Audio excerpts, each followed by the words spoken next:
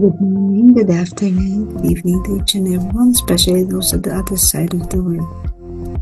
There is no time and space between us. There is only this present moment, and we are one. On diary entry number 1014, it was March 12, 1937. I saw the weariness of a certain priest, probably Father Saposco, for whom the Lord has traced out a hard and difficult road, that the fruits of his work are alive. May God give us many such souls, capable of loving Him in the midst of the greatest torments. Nakita ko ang pagod ng isang pari, malamang na si Padre Sapochko. Nanliyatagan ng Panginoon ng isang mahirap na daan. Ngunit ang mga bunga ng kanyang gawain ay buhay. Naway bigyan tayo ng Diyos ng maraming ganoong kaluluwa na may kakayahang mahalin ang Diyos sa gitna ng pinakamatinding pagdurusa. Do you think you are one of the souls which the Lord had traced out a hard and difficult road? Isa ka ba sa kaluluwa na binigyan ng Panginoon ng isang mahirap, nakapapagod at napakalaking hamon na daan? Ang daan na yon ay nandito sa lupa patungo sa langit. Maraming liko, maraming ikot, may pagtaas, pataas, no? Uphill, downhill. May mga perils o danger along the way. Ganun ba yung nararanasan mong daan ngayon? If that is the case, then the Lord has given you such a very special favor. Binigyan ka ng pagkakataon ng Panginoon na tahakin ang daang mahirap. Tahakin ang daang mahirap. Hindi madali, hindi komportable. Kapag ang inyong buhay sa ngayon ay komportable, maalwan, magaan, then there's something wrong. Pinili mo ang daan na hindi nararapat para sa iyo sapagkat umiiwas ka sa maraming mga bagay na mahirap.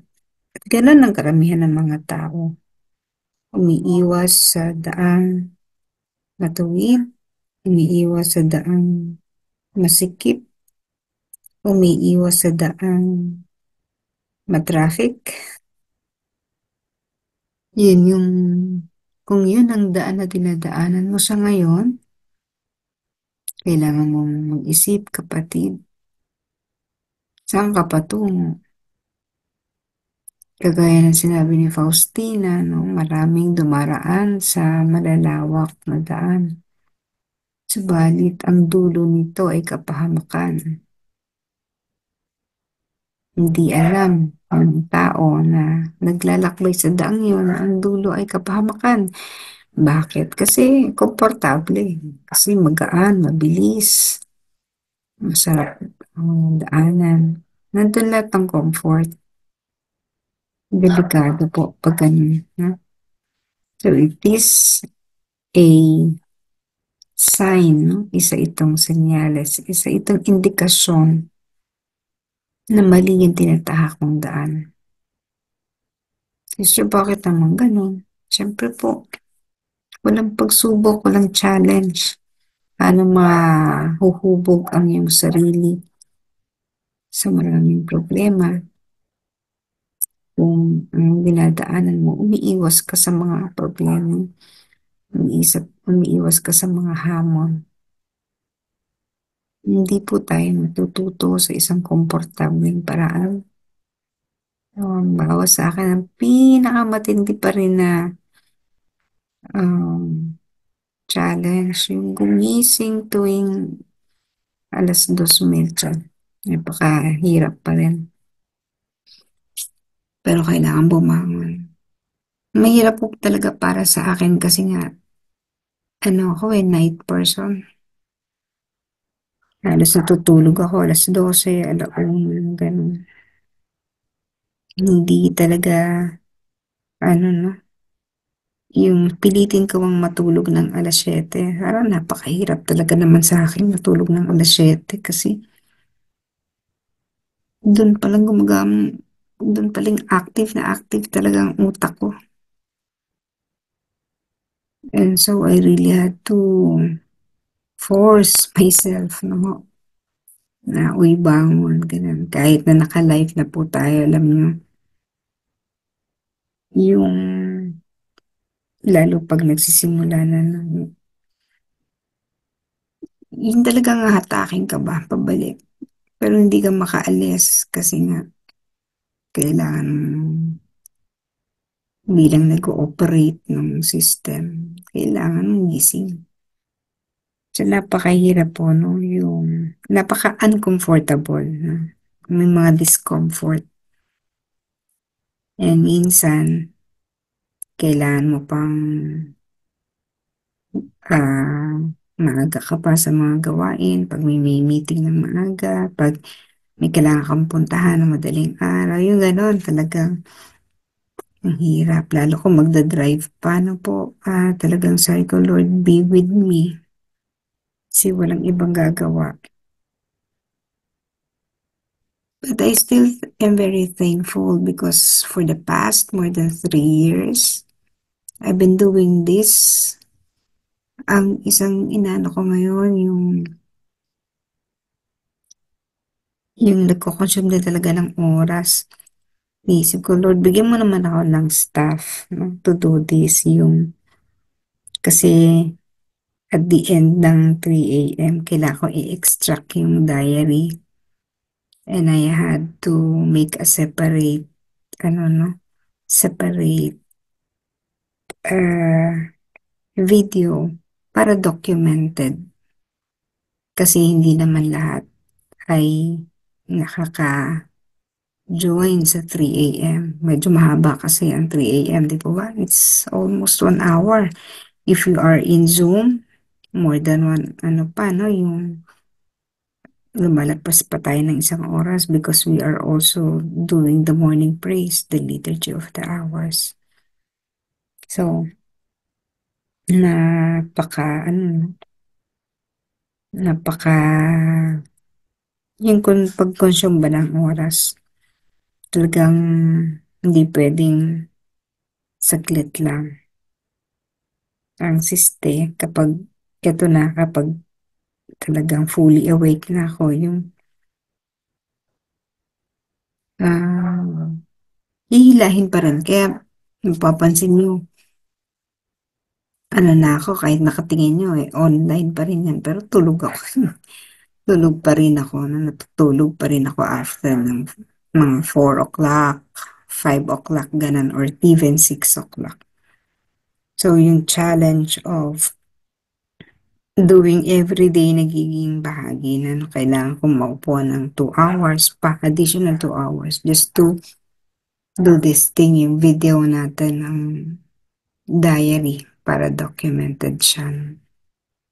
Sabi ko, Lord, bigyan mo naman ako ng daan pwedeng gumawa ito kasi ito maraming pwedeng kayang gumawa. No? Yung i-extract yung video and then recently nilalagyan ko na siya ng caption kasi ang hirap po for those in the international community, hindi natin masyado maabot kasi Tagalog yung ating medium.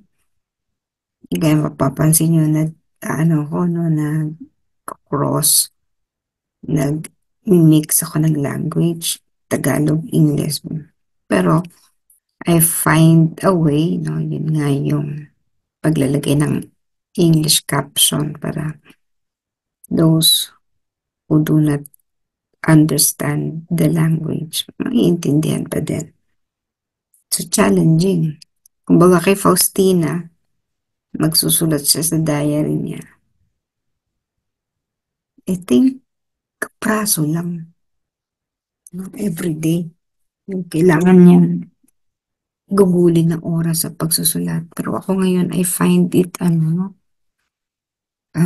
longer. So, help me, Lord. Parang gano'n. Help me, Lord. Ang dami pong kailangan ding ayusin. Anyway, so the road is difficult. And when you are in that road, be thankful because God is giving you a very special favor. Dahil itinuro ng Diyos sa iyo ang tamang daan patungo at pabalik sa Kanya. Because again, if you are in the comfortable road, reklamo ka pa, no? Halimbawa, nakaranas ka ng mga discomfort, malamok, mapinig, traffic, malayo, hindi ka maihi, hindi ka makaihi, nasa sasakyan, mga ganun, no? Pag nandun ka sa mga ganun, tapos reklamo ka, oops, sipin mo, nagrereklamo ka sa daan patungo sa ating Panginoon. So, learn to appreciate all the discomforts that you experience every day because these discomforts are training ground for us to go back para madali tayong makabalik sa Panginoon, yung makikita mo yung liwanag agad. Marami dyan nagpapakamatay na lang dahil hindi kinakaya ang hirap sa buhay.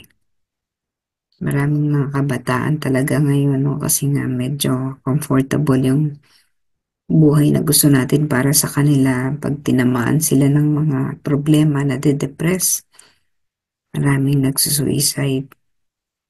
Nakahinayang. Hindi natin pwedeng husgahan kasi inalaw din ng Panginoon na matapos na yung buhay nila.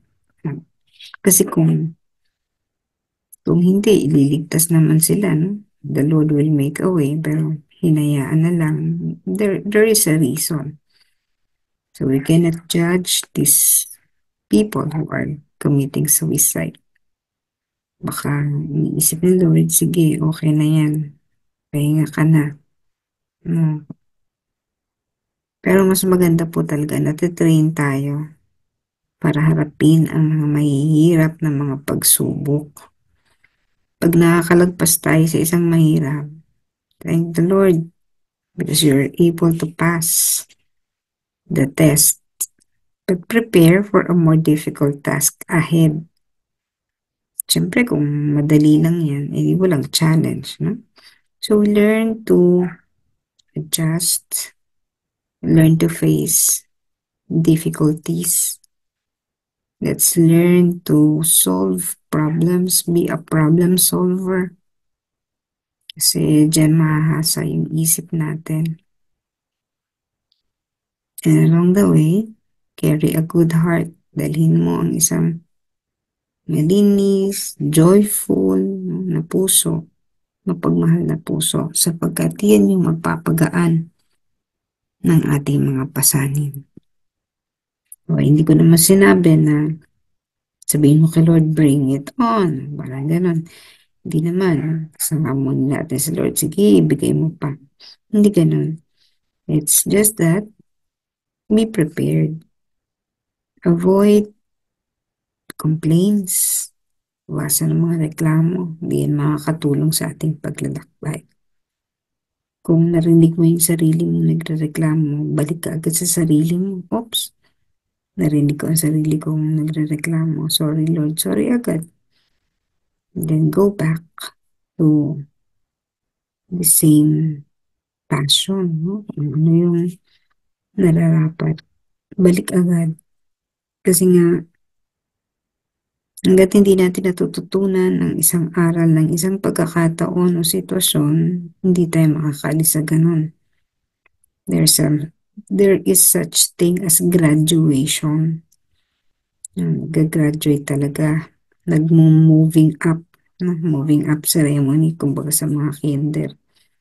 You have to move up. Hindi ka pwedeng manatili to where you are. You have to improve. Kailangan mag-grow. Otherwise, hindi ka nag-grow, nandyan yung nabuburyong ka na you get burned out. No? Burn out. May God give us many such souls. No? Yun yung pangarap ni Faustina. And sana isa tayo doon sa mga kaluluwang yun na capable of loving God in the midst of the greatest torments.